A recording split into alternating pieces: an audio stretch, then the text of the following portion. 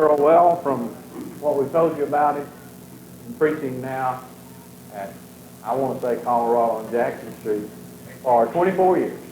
And it's been preaching for over 30 years. So, great guy. You're really going to love him. And we're so glad that the pastor could be with us. Come and teach us.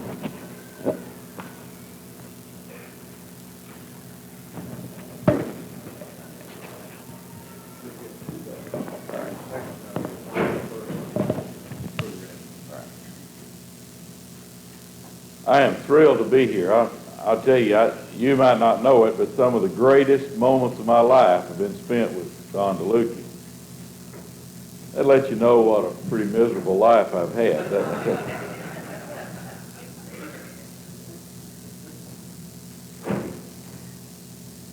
Now, Patsy and I are thrilled to be here. We appreciate the wonderful accommodations that you've given to us. And never, I don't know, I guess I preached 200 meetings. I never walked into a motel room where there was a basket of fruit waiting for me, and cookies, and flowers, and notes. I felt like well, I don't need that kind of encouragement. I get a little arrogant already, so y'all be sure and just know that if I get a little cocky, I'm not used to this back home. Our deacons back home keep me pretty humble. So, but I am glad to be here. Today I want us to look at the 15th chapter of the book of Genesis. Genesis chapter 15. A few years ago, I decided to do a study on some of the really big words in the Bible. Not the long words, but the words that are repeated over and over again in the Bible, and that seem to have a big place in the doctrine of God. And the word covenant is one you just can't study about God without thinking about this big word. Before we get into our scripture, I want you to define a few things. In our culture today, we don't deal very much in covenants. And because of that, we may not be familiar with that term. We deal in contracts, and they're not the same. A contract really tells you what you don't have to do. You know, it's if I have an agreement with a contract with Don to mow his grass, and he comes out and says, what about the weeds in the flower bed? I'd say, if you'll look at the contract, it doesn't say anything about weeds in the flower bed. It's a contract limits your obligation. For a certain amount of work or a certain product, you get a certain amount of money in return or certain other consideration. And it's very limiting. We know that because we are familiar with that kind of thing. Even some of our warranties and lifetime warranties, we know that there's limitations written into them. A few years ago, I bought a mat for our back door on our back porch. I got it at Walmart, and I paid like $3 or $4 for it, and it had lifetime guarantee. Now that you know, for $3 or $4, that's a pretty good deal, a lifetime guarantee. Well, on the back of this sheet that was glued on this thing, there was some disclaimers on that guarantee. It was guaranteed for life unless it was exposed to abrasion. In other words, if you wiped your feet on that mat or walked on it, they couldn't guarantee it. Or if it was exposed to moisture, so if it rained on it, on the back porch, it was no longer, or sunlight. So I guess if you kept it in a vault someplace, it would be good forever. But if you put it on the back porch where it was made, then all bets were off. Well, we read that and we kind of smile because we know they really didn't intend to guarantee that mat forever. And we're familiar with that, aren't we? We know all about contracts. There's an agreement that's more binding than a contract, and that's a treaty where nations enter into agreements to defend one another. But even treaties are limited in their scope, and sometimes treaties kind of overlap, and because of that, we have some extra problems that come, like when Argentina and Great Britain went to war over the Falkland Islands. We had treaties with both of them. And what did we do? Well, for the most part, we stayed out. But if we had to make a choice, we went with Great Britain, you know. And so treaties are like that. We have a treaty with the Soviet Union about nuclear weapons.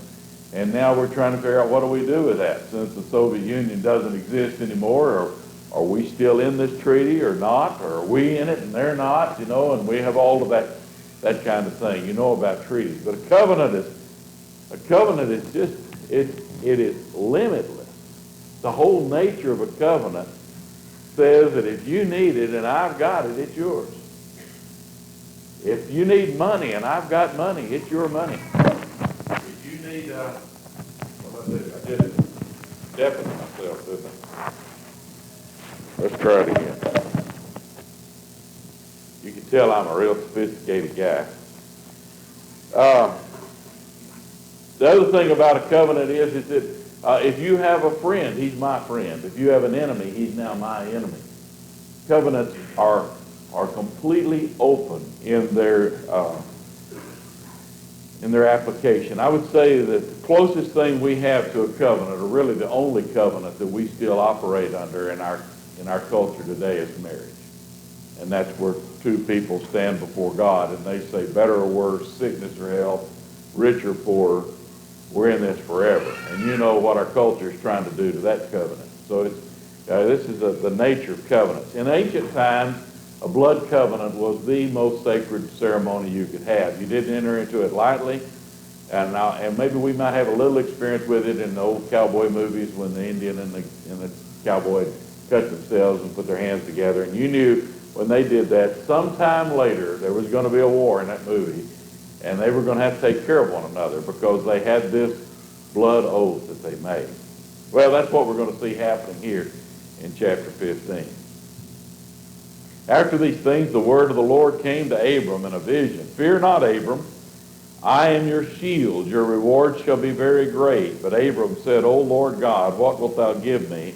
For I continue childless, and the heir of my house is Elzer of Damascus. And Abram said, Behold, thou hast given me no offspring, and the slave born in my house will be my heir. And behold, the word of the Lord came to him. This man shall not be your heir. Your own son shall be your heir. And he brought him outside and said, Look toward the heaven and number the stars, if you are able to number them. And then he said to him, So shall your descendants be. And he believed the Lord, and it was reckoned to him as righteousness. And he said to him, I am the Lord who brought you from the Ur of the Chaldeans, and to give you this land to possess. But he said, O Lord God, how am I to know that I shall possess it? And he said to him, Bring me a heifer 3 years old, and a she-goat 3 years old, and a ram 3 years old, and a turtle dove, and a young pigeon. And he brought them all to him, and cut them in half, them in two. He laid each half against the other. But he did not cut the birds in two. And when the birds of prey came down upon the carcass, Abram drove them away.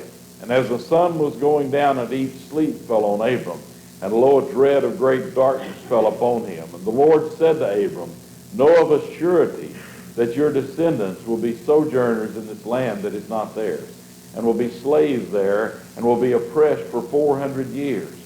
But I will bring judgment on the nation which they serve, and afterward they shall come out with great possessions. As for you yourself, you shall go to your fathers in peace, and you shall be buried in a good old age. And they shall come back here in the 4th generation, for the iniquity of the Amorites is not yet complete. And when the sun had gone down, it was dark. Behold, a smoking firepot and a flaming torch passed between the pieces. On that day the Lord made a covenant with Abram, saying, To your descendants I give this land, from the river of Egypt, the great river, to the river Euphrates, the land of the Kenites and the Kenizzites and the Cadmonites and the Hittites and the Perizzites and Rephaim and the Amorites and the Canaanites and the Gerizzites and the Jebusites. Now, if we had time to read chapters 16 and 17, we would see that Abraham was circumcised as part of this covenant, and also that he got his name was changed. Well, let's go back and talk about a covenant real quick before we make an application. There was always a ceremony attached with a covenant. The reason for that is that we make promises all the time. Some promises we remember, some we don't. Some promises we intended to keep. Some promises we never intended to keep. You say, come see me sometime. That's an invitation. We might have meant it, we might not. We tell somebody, when will this be ready? And you say, tomorrow. You may mean it, you may not. But with a covenant, because there's a ceremony attached to it, it sticks it forever in your mind. Sometimes a monument was set up, a pile of rocks as a witness. Sometimes a certain kind of a ceremony was entered into where the skin was cut and the blood was put together so that there would be a scar on you and a memory of this is not a normal day's activity. Remember when Boaz wanted to marry Ruth, and there was a kinsman that was closer to her, and in order to secure the right to marry her, they had to go before witnesses as the elders of the city, and there was some kind of a ceremony with their shoes. Remember that? That's so that 20 years later, this man couldn't come to Boaz and say, I don't remember ever telling you could have her. And he said, oh, you remember. We stood before the witnesses of the city. Well, I remember being there in front of the elders, but I don't remember ever. And he said, I've got your shoes. Oh, yeah, I remember now. The ceremony sets it apart. Now, Abraham's been talking to God for years. God's been making these promises to him for years. And bless his heart, Abraham's believing those promises. When Abraham left the Ur of the Chaldees to go where God told him to go, he went on a promise. That's all he had. And he took the promise, and he believed the promise. And God counted his faith as righteousness. And that's the whole beginning of the gospel that's seen here in this endeavor. But this thing that he does this day is different. He gives him a covenant. And this covenant has a ceremony. There are animals that are sawn in two and laying on the ground and with a path between them. And blood is everywhere. And there's the vultures that come in, and he runs them off. And then there's that real creepy feeling that came over him when it got dark. And then there was that vision of that smoking, flaming torch as it moved back and forth between them. He'll never forget this day. This day is in his mind forever, because this was the day that he entered into a covenant with God. Now remember what a covenant is. If I've got it and you need it, it's yours. You got keys to my house. You got my checkbook. You've got the right to anything that I have. If you have an enemy, he's my enemy. If you have a friend, he's my friend. Remember when Joshua entered into the covenant with the Jebusites, and they, of course, they lied to him, but they still had the covenant within days. They're calling for help. And Joshua has to take on a confederation of Canaanite kings to defend these guys. Why? He had a covenant with them. Your enemies are my enemies. Now, everywhere, I'm sure that every peasant, every poor farmer, every man that was working as a hired hand daydreamed about someday getting in a covenant with a king. Wouldn't that be neat? Because then, you could go to the palace anytime you wanted to. It was yours. Your wealth would be, your poverty would be removed. And those people that had been picking on you, they wouldn't bother you anymore because you were now in league with the king. I'm sure poor people dreamed about that. But you can be sure no king ever laid on his down comforter and said, what I need to do is find me some guy that's got nothing and has a lot of enemies, and I'll make a covenant with him so he can bleed me dry. No king does that. It would make sense for Abraham to be on a mountain someplace begging God to enter into a covenant with him. But the thing that shows gospel here, good news, is that God entered into this covenant. God gave it to us. God says we need to make a covenant. And he does. This ceremony sets it in his mind so that Abraham will never forget what a binding agreement that he has with God. It'll never be forgotten. From that day on, God will willingly have Abraham's name attached to his. He is the God of Abraham. From that day on. That ceremony is important because this is the thing that sets it apart. I don't remember the first day that I decided I loved Patsy. I remember the first time I ever saw her, but I don't remember the first time I decided I loved her. We were just children, and we dated forever, and years, and I do remember one time my brother came home from a date, and he says, I know something you don't know. And I said, what? He said, I met a girl tonight who said, are you Paul Shero's brother? And he said, yes. And she said, my friend Patsy is going to marry him. And I remember I wasn't upset. So I guess I was a little slow on uptake, but I guess I've been thinking about it, but I can't remember. It just sort of creeps up on you, doesn't it? So all those dates, they kind of blur together, all those promises and all those declarations. But I'll never forget the day we entered into our covenant. Well, we were the oldest in both families, and there were relatives just lined up on both sides of that church, rows full of them, great-grandparents and cousins and aunts and uncles. And my dad's a preacher, and her dad was an elder there in that congregation. And so the whole church was there.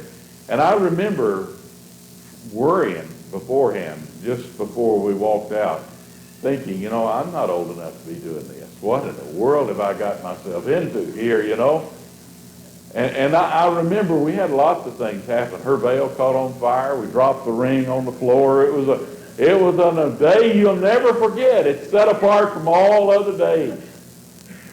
I also remember as my dad was preaching the wedding, it seemed like he was being a lot harder on me than he was her, The way he looked at me when he told me what my duties were as a man and as a husband.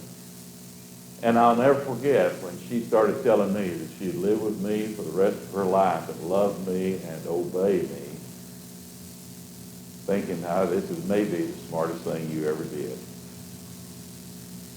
Covenants are like that. That ceremony sets it apart from all the other days. I don't remember the day that I decided I loved Jesus. I started going to Sunday school when I was that long, I don't know.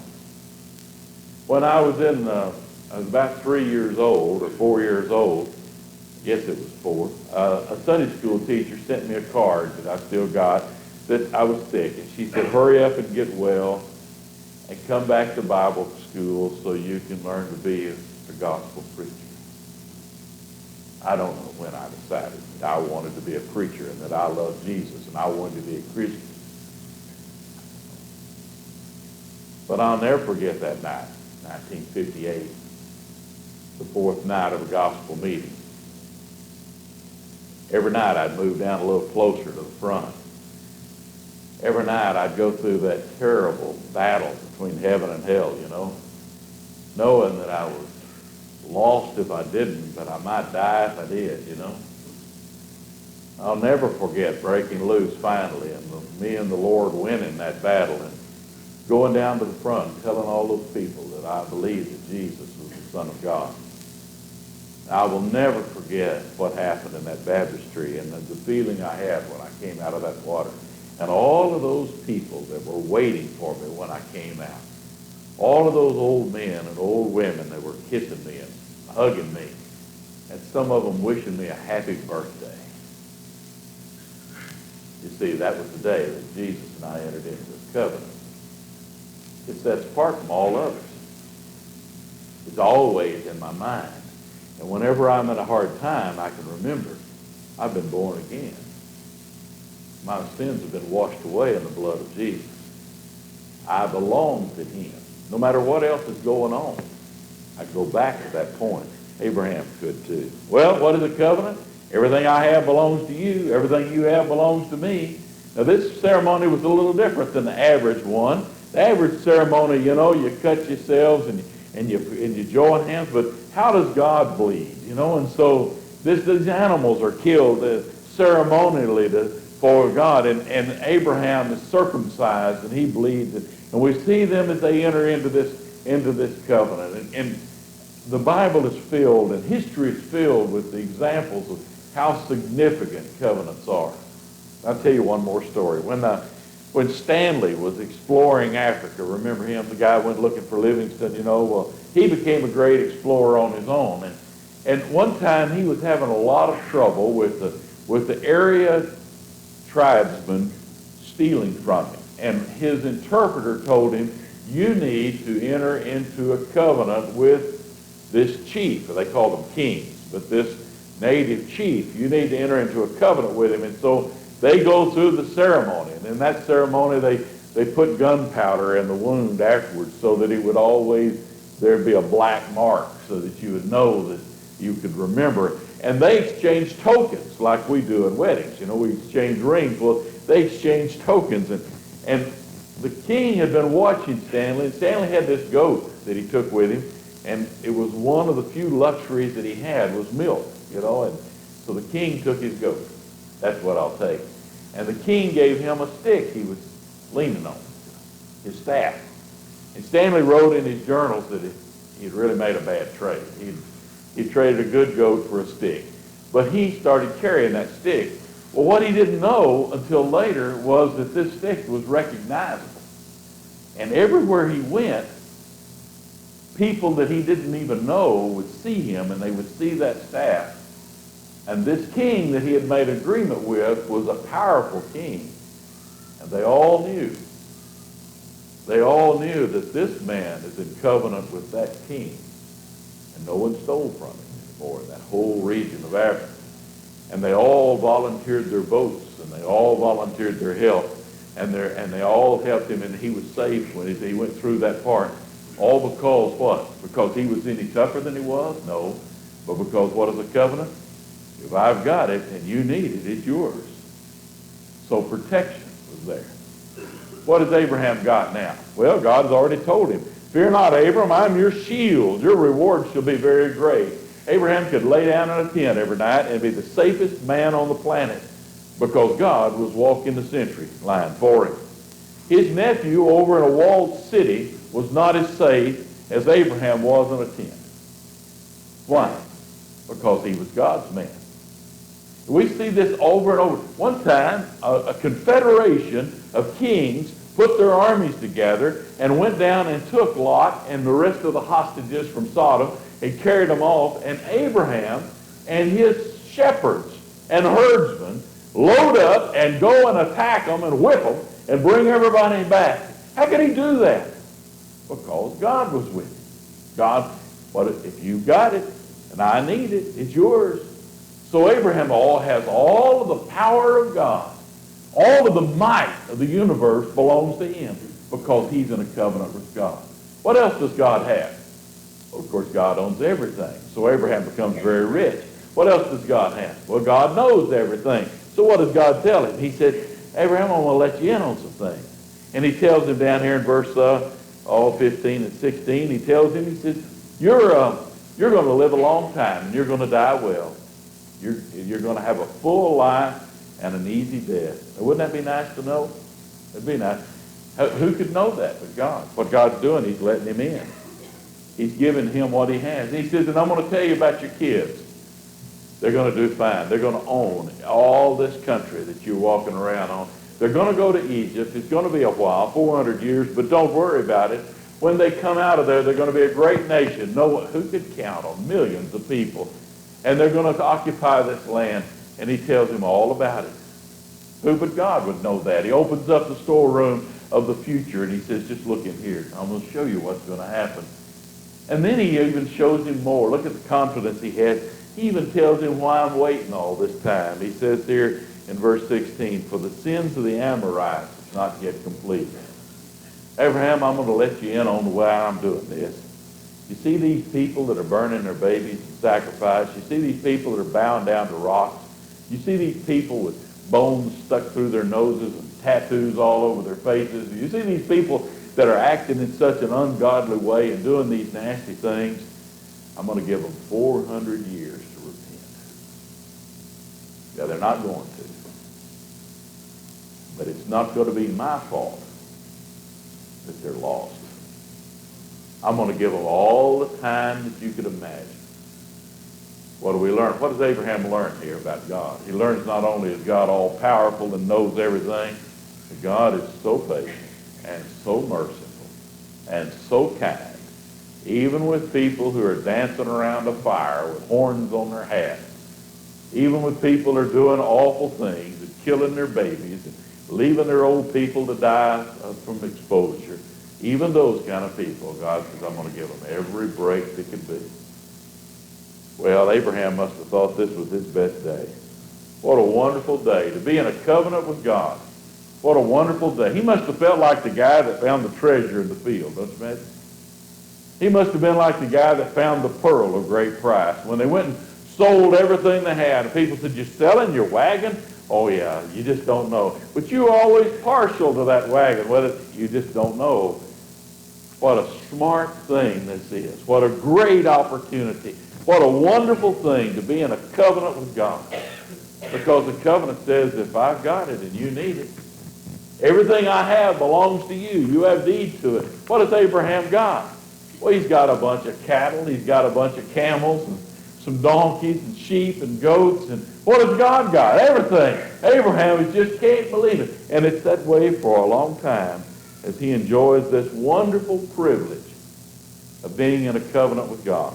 Turn to chapter 22.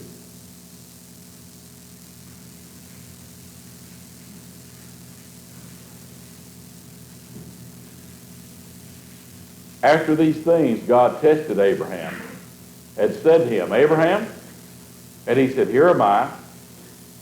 And he said, take your son, your only son Isaac, whom you love, to the land of Moriah, and offer him there as a burnt offering upon one of the mountains, which I shall tell you.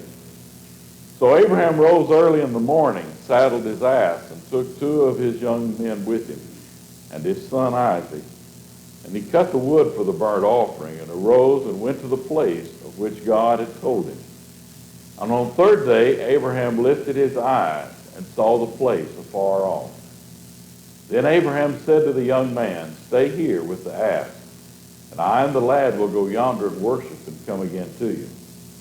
And Abraham took the wood of the burnt offering and laid it upon Isaac his son, and took his hand the fire and the knife. So both of them went together. And Isaac said to his father, Abraham, my father. And he said, here am I, my son. And he said, behold the fire and the wood, but where is the lamb for the burnt offering? And Abraham said, God will provide himself the lamb for the burnt offering, my son.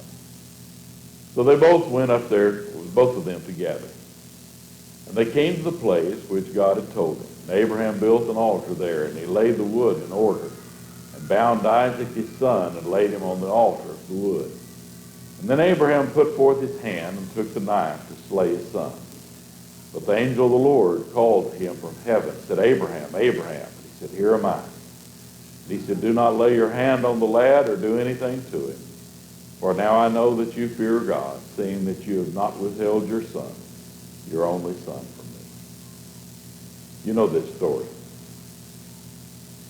It's been a while.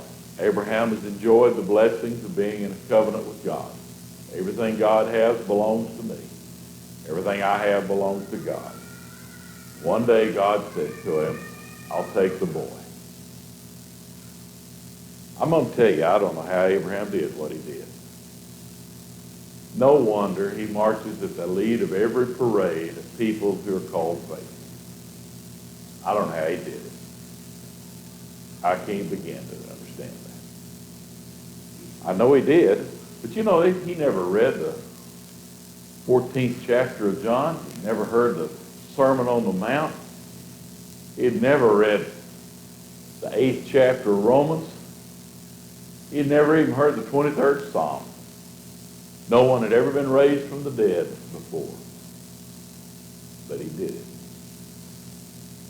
New Testament tells us that he figured somehow God was going to raise him from the dead. Man, that's something, isn't it? Abraham was in one of those dilemmas that we get in a lot of times. He's got a promise from God right here that says, through Isaac, all the people of the world will be blessed, and a great nation will come from this boy. And over here, he's got a commandment from God saying, kill the boy. Now, the promise and the commandment seem to contradict to Abraham. I mean, how can God do what he promises if the boy is dead? Or how can I obey the commandment and still keep the promise? It was a real dilemma. Many times in your life, you get in one of those dilemmas where you have instruction from God on one hand and promises from God on the other hand. What do you do? I remember one time a young boy with some of the teenagers had taught him, and he met with us at church, and he wanted to be baptized, and I was talking to him, and I'd never seen the kid before, and I was talking to him about it and everything, and he said, after he was baptized, he said, "Now I want to tell you about my problem." I said, "What's your problem?" He said, "I have another year before I leave home, and my parents have forbidden me to go to church here. And I'm in a bind because I'm supposed to obey my parents, and I'm supposed to obey the Lord.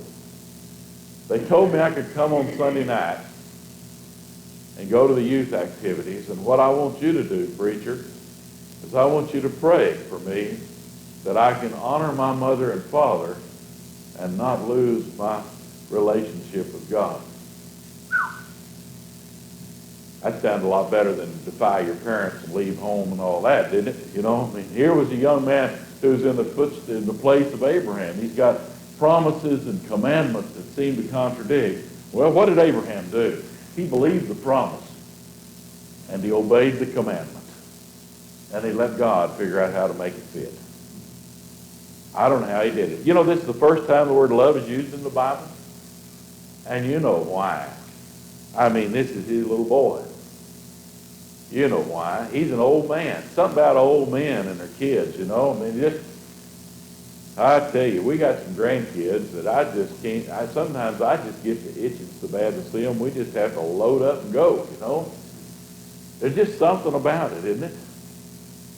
You just, I mean, how could, if you don't have kids or grandkids, you don't know what I'm talking about. Because there's just something about it. You look at them and you can just see the future, can't you? You just look at them and you're seeing things for the first time. We got a turtle a while back, put it in the backyard, and our little 1.5-year-old granddaughter found it. And I was there when she found it. And you come crawling out from under a bush, and she starts saying, "Oh boy, oh boy, oh boy," and made my day. I've spent the next 2 days looking for more turtles, you know. What a deal.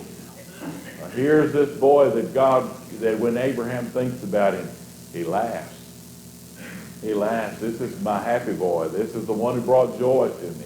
This is the one who brought the future to me and all of that. And God said, "I'll take the boy." Are you serious about covenants, Abraham? You're willing to take it. Are you serious about it? Well, Abraham was. I don't know how he got up in the morning. I don't know how he put the wood together. I don't know how he did it. I don't know how he took one step in front of the other. I don't know how he answered the boy when the boy asked him questions. I don't know how he did it. But he did. And he gets up there on that mountain, and he's got the boy laying on the wood. Can you imagine what was going on between this father and son at that moment? And he takes the knife, and then the word from heaven comes, "Abraham, Abraham."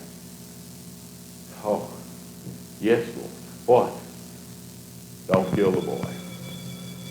No, I don't want the boy. I don't need the boy. I want to know if you were serious. And you are. You passed the test.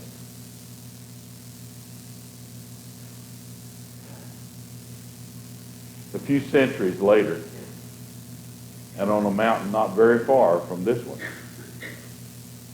God takes his only son, whom he loves, up on the mountain to die in a sacrifice. But unlike this day with Abraham, there was no angelic intervention. No one said, "Don't drive nails in the boy." No one said, "Put that spear down, leave him alone." No one said, "Don't kill the lad." Because we needed his son. But the covenant, if you need it and I've got it, it's yours. And we needed his son to die. And God would not hold him back, but gave it to him. The question has never been, is God serious about covenant? Every time Israel would mess up and they would renew the covenant with God, God never renewed it with them. He never broke it. It was Israel who left him. The question has never been, will God keep his promises? The question has never been, is God serious about saving people? The question has never been, will God come through for us in the clinches? You know that he cares, that he is the one who can be trusted. Look at what he did here. No one held him back. The real test of love is how we give. And our real test has always been whether we're serious about our salvation as God is. God is faithful. Are we?